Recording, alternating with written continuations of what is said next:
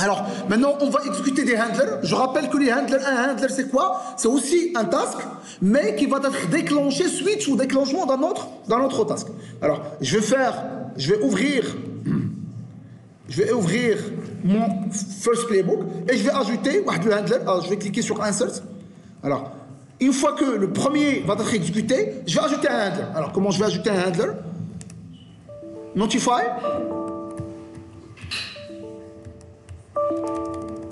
Alors, je vais écrire Notify, deux points, et je vais énumérer une liste de handlers. Alors, double espace, moi, handler 1 par exemple. Je peux faire aussi handler 2, etc. Okay. Mais bien évidemment, la même chose avec l'autre. Je peux faire ici un moi Notify ici, qui doit être sur le même niveau que name, Notify, deux points. Et je peux introduire deux handlers, handler 1 et handler 2. Alors, 1, 2, H2, H3 par exemple. Okay. Alors, maintenant, je dois déclarer ces deux handlers sur le même niveau que tasks. Alors, combien y a-t-il d'espace ici? 1, 2. Oui, effectivement, donc il y a deux espaces. Donc, je vais ajouter handlers, sans oublier deux espaces, 1, 2. Et je dois définir les handlers H1 et le handler H2 avec la même procédure. 1, 2, moi name, avec un espace ici. Deux points. Alors le handler, ça c'est le handler 1. Par exemple, pour pouvoir exécuter ce handler, je vais faire appel à quoi? Je vais faire appel par exemple au file.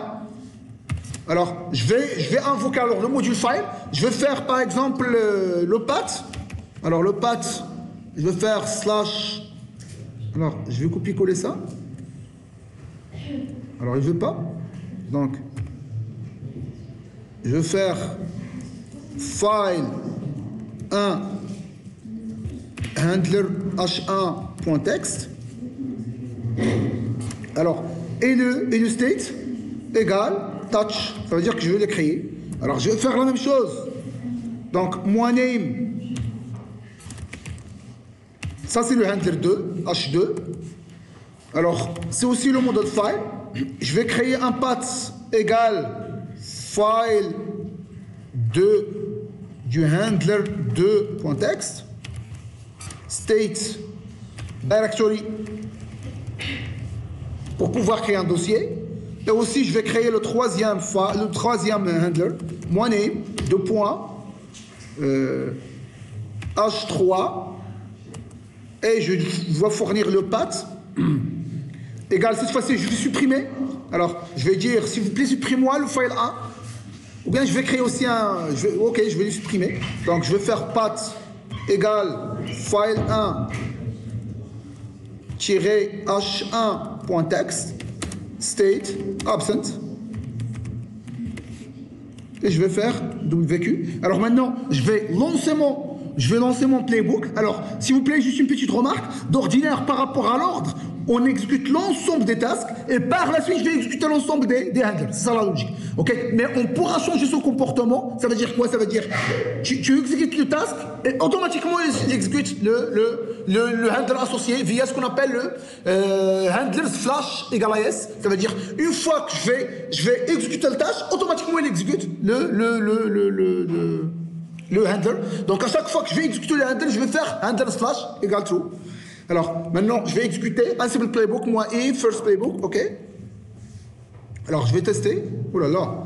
Alors il y a un petit erreur dans le syntaxe. Alors dans quelle ligne? Alors tac tac tac tac. Shell module has extra params. Hein?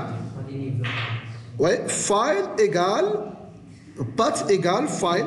Alors, je pense pas, mais apparemment, alors, path, la ligne 20, ok? On va voir la ligne 20.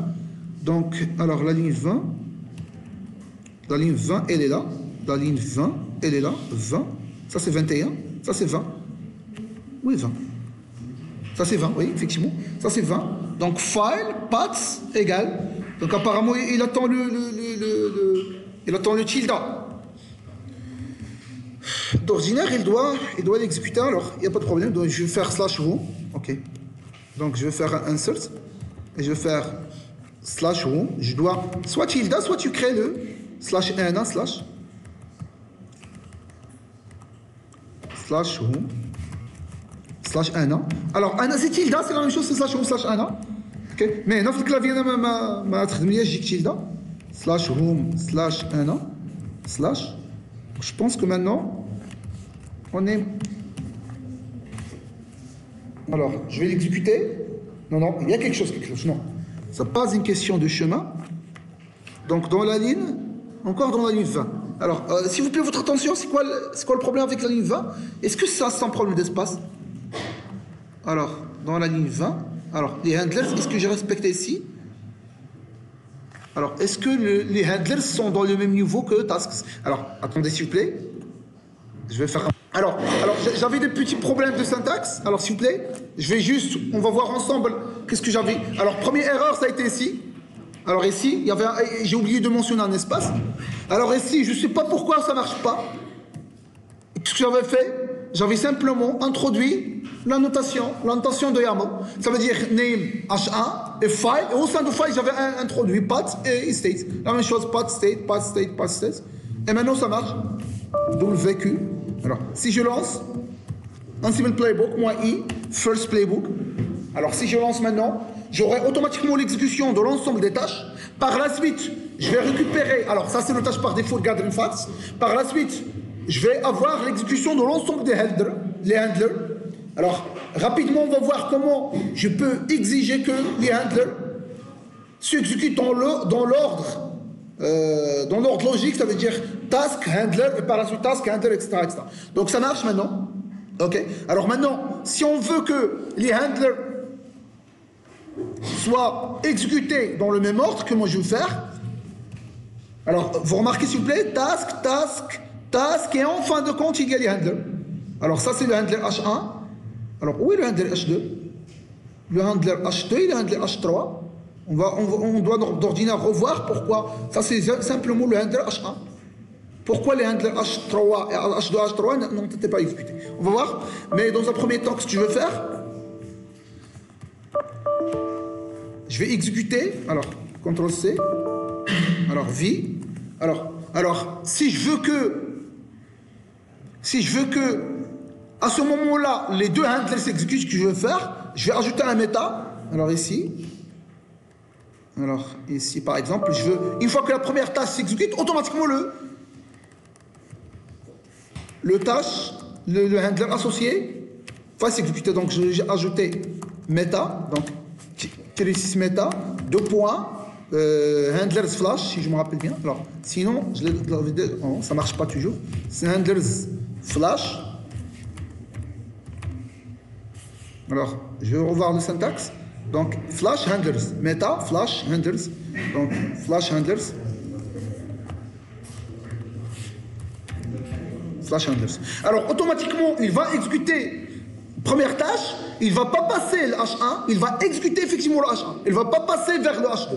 Okay, il va faire plutôt le task 2. Alors, si vous voulez maintenant, bien évidemment, de H3, ils vont être exécutés automatiquement, puisque c'est la fin. Déjà, il y aura un flash automatique. Donc, par exemple, imaginons qu'on a ici, dans cette tâche, il y a un autre handler.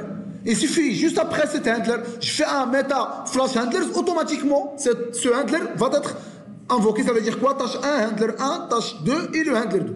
Okay? Mais sinon, imaginons que je n'ai pas mis le flash handler ici, et j'avais ici un handler, ça veut dire premier handler, deuxième handler, et à ce moment-là que je vais faire un flash handler, automatiquement j'aurai l'exécution de H1 et H2. Les autres ne vont être pas exécutés.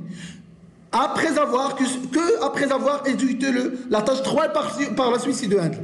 Okay? Donc, je vais exécuter. Alors, on va voir que le handler 1 va suivre automatiquement l'exécution de la première task.